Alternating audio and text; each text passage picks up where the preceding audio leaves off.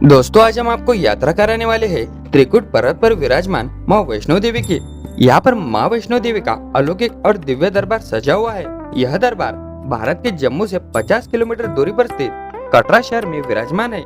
यहाँ जाने से हमें आध्यात्मिक सुख और शांति की प्राप्ति होती है।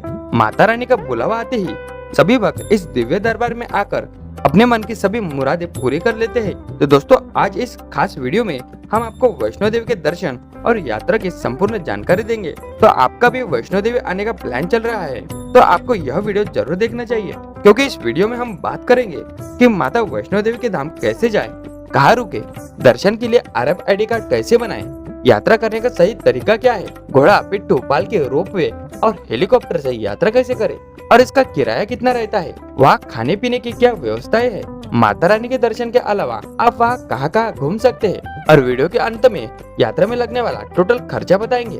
तो बने रहिए वीडियो के अंत तक। अगर वीडियो पसंद आया हो तो अपने दोस्तों को जरूर शेयर करें और चैनल को सब्सक्राइब करके कमेंट में जय माता दी जरूर लिखे। तो चलिए शुरू करते हैं। नमस्कार दोस्तों, स्वागत है आपका तेजस ऑन फैक्ट चैनल पर फिर एक बार। दोस्तों, सबसे पहले बात करते हैं आप यहाँ तक कैसे आ सकते हैं। वैष्णो देवी जाने के लिए सबसे पहले आपको अपने गांव शहर से जम्मू आना है। जम्मू से आपको कटरा आना है, जो लगभग 52 किलोमीटर की दूरी पर स्थित है। यहाँ तक आपको आने के लिए हर बड़े शहर से डायरेक्ट और इनडायरेक्ट बसेस मिल जाती है। अब ट्रेन की बात करें तो जम्मू में जम्मू तवी रेलवे स्टेशन बना हुआ है। यहाँ तक आपको हर बड़े शहर से डायरेक्ट ट्रेन मिल जाती है। कटरा में भी रेलवे स्टेशन बना हुआ है।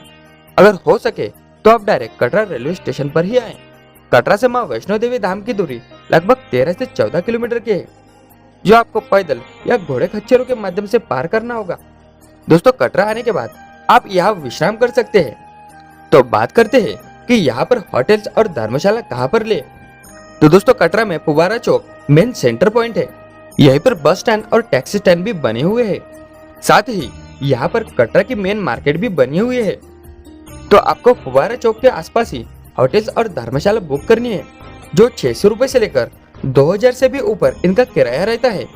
वही मंदिर ट्रस्ट के निहारिका भवन में आपको डोरमेटोर भी मिल जाती है, जिसका 150 रुपए प्रति बेड किराया रहता है।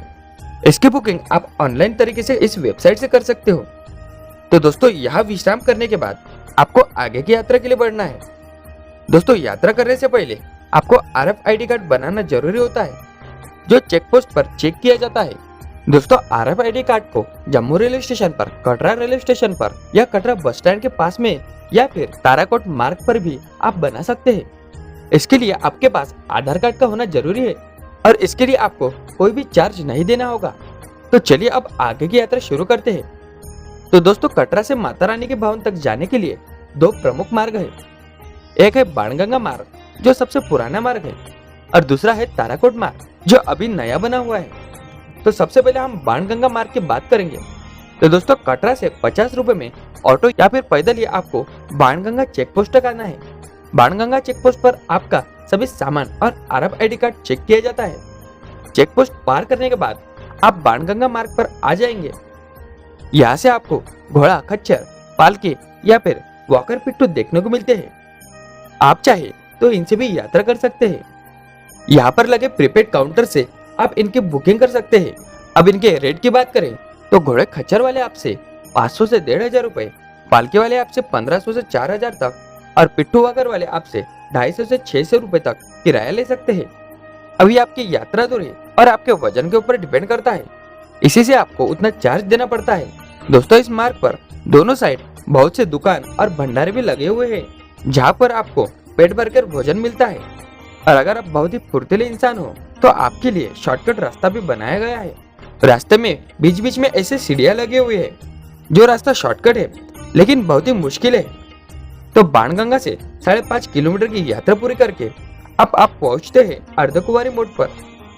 दोस्तों, यहाँ से ऊपर की ओर एक रास्ता अर्धकुंवारी गुफा तक जाता है और दूसरा रास्ता हेमकोटी मार्ग से होते हुए माता के भवन जाता है। तो आपको वहां से अर्धकुंवारी गुफा तक आना है। दोस्तों, यहाँ दर्शन के लिए 7 से 8 घंटे या इससे भी ज्यादा का वेटिंग टाइम लगता है, इसलिए आप वहाँ के काउंटर से दर्शन की रसीद ले, उस पर आपको वेटिंग टाइम दिखाई देगा। तो आप वहाँ न रुक के पहले माँ वैष्णो देवी के दर्शन कीजिए और फिर वापस लौटते समय अर्धकुमारी गुफा के दर्शन करें। तो दोस्तों आपको अर्धकुंवारी से वेटिंग टाइम लेकर दूसरे रास्ते हिमकुटी मार्ग पर आना है। दोस्तों यह बहुत ही अच्छा मार्ग है। इस मार्ग पर घोड़े नहीं चलते और इस मार्ग से चढ़ाई भी बहुत कम है। दोस्तों जो नया ताराकोट मार्ग है वो यही हिमकुटी मार्ग पर आकर मिलता है। तो यहाँ से आगे की यात्रा करने से पहले आपको ताराकोट मार्ग से यहाँ तक आने का रास्ता बताते हैं। तो दोस्तों कटरा से आप ऑटो से ताराकोट मार्ग पर आ जाइए। यह मार्ग पैदल यात्रियों के लिए सबसे अच्छा और चौड़ा मार्ग है, क्योंकि यहाँ घोड़े खच्चर नहीं चलते हैं और चढ़ाई भी बहुत ही कम है। यहाँ पूरे रास्ते आपको गर्म और ठंडा पीने का पानी और टॉयलेट की सुविधा भी देखने को मिलती है। और यहाँ से 3 किलोमीटर की दूरी पर ही मंदिर ट्रस्ट का लंगर लगा हुआ है, जहाँ पर आप भोजन कर सकते हो। और यहाँ पर बहुत ही सुंदर गार्डन और स्विमिंग पूल भी बना हुआ है। दोस्तों ताराकोट मार्ग से हिमकुटी अर्धकुंवारी मोड़ तक की दूरी लगभग 7 किलोमीटर की है और बाणगंगा मार्ग से यह मार्ग की दूरी लगभग 1 से 1.5 किलोमीटर थोड़ी ज्यादा है, लेकिन यहाँ पर चढ़ाई बिल्कुल भी नहीं है। तो चलिए ताराकोट मार्ग से चलते हुए आते हैं हिमकुटी मार्ग पर, जहाँ ताराकोट मार्ग और बाणगंगा वाला मार्ग आकर मिलता है। दोस्तों हिमकुटी मार्ग पर जगह जगह पर भोजनालय बने हुए हैं। तो हिमकुटी मार्ग से माता का भवन लगभग 5 से 6 किलोमीटर की दूरी पर स्थित है। दोस्तों यहाँ से भवन तक आप बैटरी कार से भी यात्रा कर सकते हैं, जिसके लिए आपको पहले से ही मंदिर ट्रस्ट के वेबसाइट से ऑनलाइन बुकिंग करनी पड़ती है, जो 450 रुपए प्रति व्यक्ति का किराया लेते हैं। तो अब हिमकुटी मार्ग से यात्रा शुरू करके आप आ जाइए माता वैष्णो देवी के भवन में, जहाँ माँ वैष्णो देवी महाकाली, महासरस्वती और महालक्ष्मी के साथ विराजमान है। दोस्तों आपको माता के भवन के पास ही रहने के लिए कालिका भवन, मनोकामना भवन, श्रीधर भवन, पार्वती भवन और बहुत से भवन बने हुए हैं, जहाँ आप रात बिता सकते हैं। इसके आपको ऑनलाइन बुकिंग करवानी होती है। इसके अलावा अगर आप फ्री में रुकना चाहते हैं तो पार्वती भवन, दुर्गा भवन और श्री राम मंदिर के पास में बड़े बड़े हॉल बने हुए हैं, जहाँ आप फ्री में रात बिता सकते हैं। यहाँ पर आपको कंबल भी उपलब्ध रहता है। तो चलिए अब बात करते हैं दर्शन की। तो दोस्तों यहाँ पर स्नान घाट बने हुए हैं, जहाँ आप शौच, स्नान आदि कर्म कर सकते हैं। तो स्नान करने के बाद आपको आपका सामान लॉकर में रखना है। दोस्तों यहाँ पर जगह जगह पर लॉकर की सुविधाएं देखने को मिलती है। और दोस्तों माता के गर्भगृह में मोबाइल फोन, कैमरा और बहुत से इलेक्ट्रॉनिक सामान ले जाना मना है, इसलिए आप पहले से मोबाइल लॉकर में रख ले। तो लॉकर में सारा सामान रखने के बाद आपको दर्शन की लाइन में लगना है और माता रानी के दर्शन करना है। यहाँ पर माता रानी 3 पिंडी के रूप में महाकाली, महासरस्वती और महालक्ष्मी के साथ विराजमान है। दोस्तों माँ वैष्णो देवी के दर्शन करने के बाद आप बाहर आकर श्री राम मंदिर के दर्शन भी कर सकते हैं और साथ ही हनुमान जी के दर्शन भी कर सकते हैं। और थोड़ा नीचे आकर महादेव जी के दर्शन भी आपको जरूर करना चाहिए। तो माता के दर्शन के बाद आपको भैरवनाथ के दर्शन जरूर करना चाहिए, वरना आपकी यात्रा असफल मानी जाती है।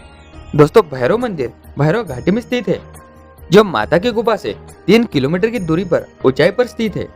यहाँ पर आप चाहे पैदल या घोड़े खच्चर से भी जा सकते हैं। इसके अलावा यहाँ पर रोपवे सेवा भी चलती है, जो सुबह 8 से लेकर शाम 6 बजे तक रहती है। 100 रुपए प्रति व्यक्ति किराया देकर आप रोपवे से भैरव मंदिर आ जाइए। रोपवे का टिकट आपको दुर्गा भवन के बेसमेंट से मिलता है और रोपवे मनोकामना भवन के पास से चलती है। तो यहाँ पहुंचकर आपको दर्शन के लाइन में लगकर दर्शन प्राप्त करना है। दोस्तों पौराणिक कहानी अनुसार माता वैष्णवी ने भैरवनाथ का वध इसी स्थान पर किया था। तब भैरवनाथ ने माता की स्तुति कर उन्हें प्रसन्न किया था। तब माता ने उन्हें वरदान दिया कि जो भी भक्त मेरे दर्शन करेगा उसके साथ ही उसे भैरवनाथ के भी दर्शन करना जरूरी है, वरना उसकी यात्रा अपूर्ण मानी जाएगी। दोस्तों भैरव मंदिर के बाहर से प्रकृति की सुंदरता मन को मोहित कर देती है और साथ ही साथ यहाँ से माता के भवन के अद्भुत नजारे भी दिखाई देते हैं। तो भैरवनाथ के दर्शन कर आपको पुनः वापस माता के भवन आना है और वहाँ के लॉकर से अपना सामान लेकर वापस कटरा आना है और यहाँ पर ही आपके वैष्णो देवी की यात्रा संपूर्ण होती है। दोस्तों इस यात्रा को आप हेलीकॉप्टर से भी कर सकते हैं। कटरा से सांची छत तक आप हेलीकॉप्टर से भी यात्रा कर सकते हैं और सांची छत से 1 से 2 किलोमीटर पैदल चलकर या फिर आप घोड़े खच्चर से भी माता के भवन पहुंच सकते हैं। अब इसके किराए की बात करें तो कटरा से सांची छत तक एक साइड जाने का 2200 रुपए प्रति व्यक्ति का, वही जाने और आने का लगभग 4400 रुपए किराया ले सकते हैं। इसकी बुकिंग आपको ऑफिशियल वेबसाइट से करनी पड़ती है और निहारिका भवन से भी आप ऑफलाइन हेलीकॉप्टर बुक कर सकते हैं।